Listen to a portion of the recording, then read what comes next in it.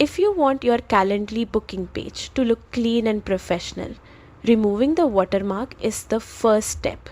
Stick around and I'll show you exactly how to do it.